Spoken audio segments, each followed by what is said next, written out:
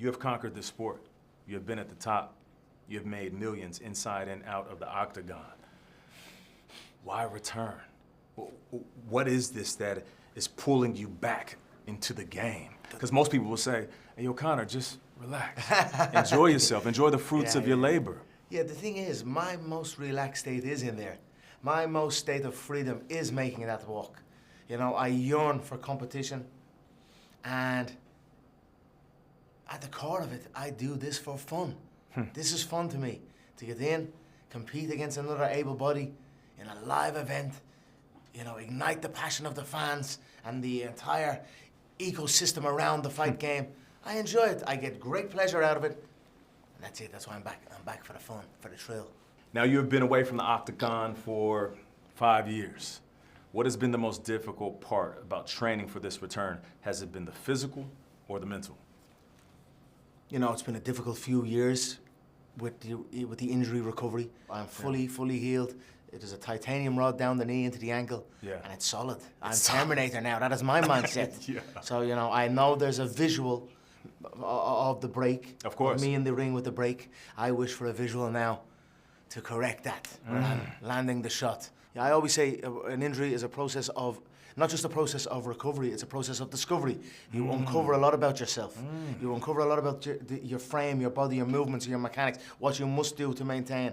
So in actuality, everything happens for a reason. Yeah. You know, this allowed me to carry on with my career, and you know, it will bring longevity to my career. Yeah. You know what greatness feels like. And speaking of greatness, you know, guys like Michael Jordan, Tom Brady, even LeBron James, they come to mind because even closing in at the age of 40, they still have shown dominance in their sport. But then that begs the question, why are they still playing? And are they sticking around too long? The hardest thing for greats to do is to walk away from it.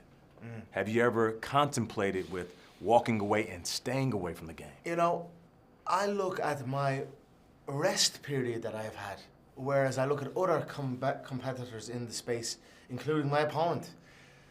I feel a lot more fresher than these opponents. I have had my time of rest.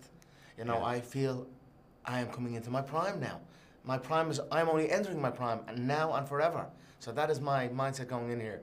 You've had some brilliant highs, celebrated by many, had some very public lows, headlines that might even make you cringe a little bit, and even your fans. What have you learned through the lows about yourself? You know, fame has its pitfalls. You better move carefully in this world, for sure, probably even more so now. I've taken a lot of lessons in my life, and you know, it's just about self-discovery, studying yourself, learning triggers. You know, I find myself even now still in a fight with an old version of me, or old ways that don't serve me, and you know, new ways and a new version of me, the new me. So I still find myself in this balance right now. That's both as a fighter and a man. As a fighter, and I'm more a man, more as a human. You know, I went through some treatment. I've done a lot of self-reflective work on myself, some therapy, deep internal work, and it was outside of this bubble that we find ourselves in now when I return to the fight game. So on my, you know, immediate return to this game and in these cameras and even this now, I found myself reverting to an old version of me. And I had to kind of remind myself, I said, hold on. You know, I had to kind of just reflect again and say, you know, I'm different now. I'm a different person. I've put in work. It's easy to fall into old habits. You know, you have to be careful. You have to practice with people, places, things, you know. Protect people, places, things. Don't find yourself in similar places that you would have been. So I'm still in that fight. I'm still in that fight. And competition for me and activity and work helps that for sure. I still have work to do. I can appreciate you saying that. I mean, me as a man being fully transparent, and this is somewhat off script, but I'm keeping it real because so are you, and I'm thankful for that. You know, I try not to make the same mistakes I've made in the past. And the old you is always somewhere in there. For sure. And you think, like, I've gotten past this. I've been through therapy. I even celebrate months where I'm making great decisions, Yeah, years where I'm yeah. making great decisions. But somewhere deep down inside, there's a lion inside. And it's either I have to learn how to suppress him and bring him out properly, or it's going to come out in places it shouldn't. And you feel like now you have learned to do that a little bit better. You know, it's day by day work. Amen. Day after day, you got to put it in. The rent is due every day. They say you got to put the work in. Yeah. It's akin to walking a tightrope. Yeah. You better learn how to balance. You better learn and practice your balance. Life is about balance. If you don't, you're one slight wobble from falling off entirely. Yeah. And it can be drastic. Even more so to a person who puts in work and makes inroads to becoming better and leaving a certain way behind. They're even more on the tightrope. The tightrope is even thinner for them. Yeah. Because if it goes, it's a heavier drop.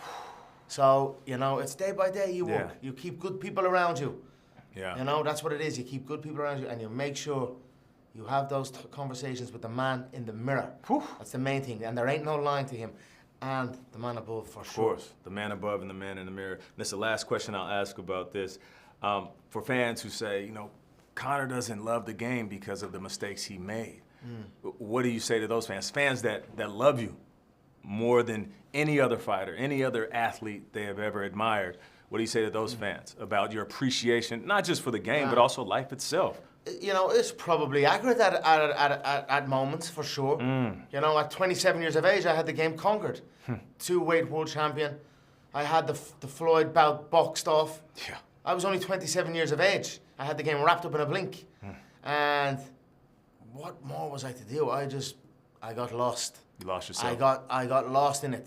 And made some mistakes. I made some mistakes off of that. And, Yeah. you know, that's it. But you'll always come home. If you truly love something, you'll always come home. And that's Amen. what happened to me. There may be pockets where I would have disrespected and disgraced the position that God had put me in. And as you said, maybe some fans would see that. Hey, he didn't put in this, or maybe he showed no love for the game.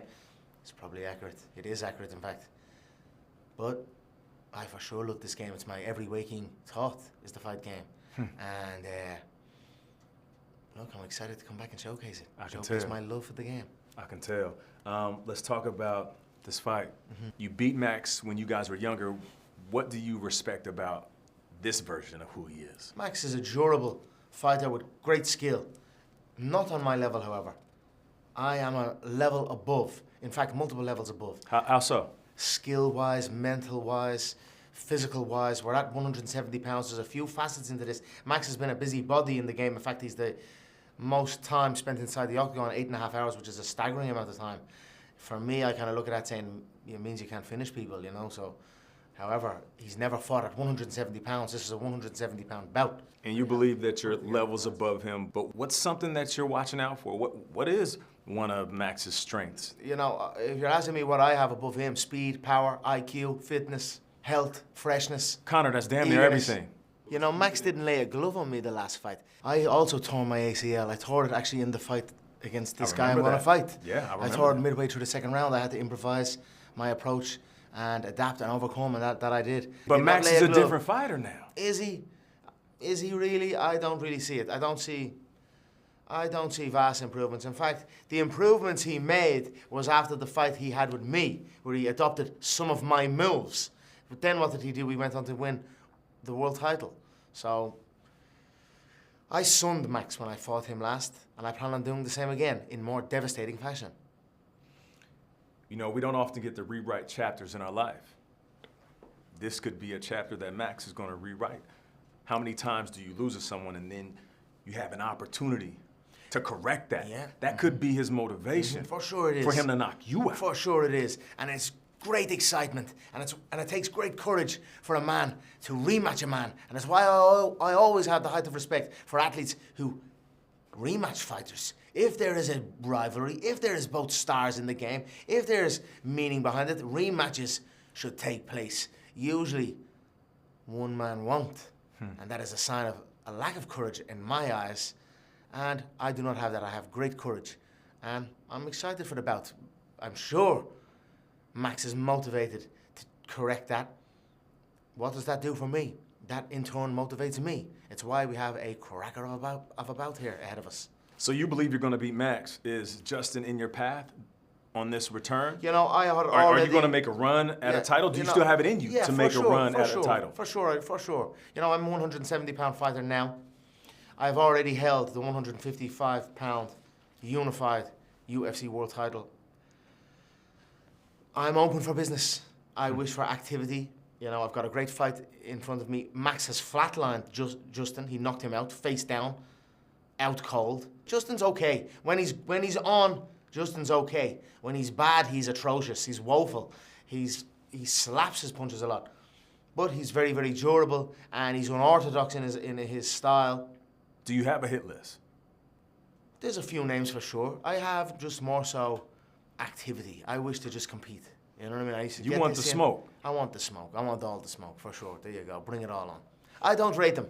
To tell you the truth, I don't rate them. Yeah. I don't rate them. Not on my level. And rather than saying it and getting into more detail on it, I would rather just show it. And that I will do. All right, lastly. So this is the notorious one versus the blessed one, which is fitting yet ironic because Max has given us one of the most notorious knockouts in UFC history, and you have blessed us with so many moments.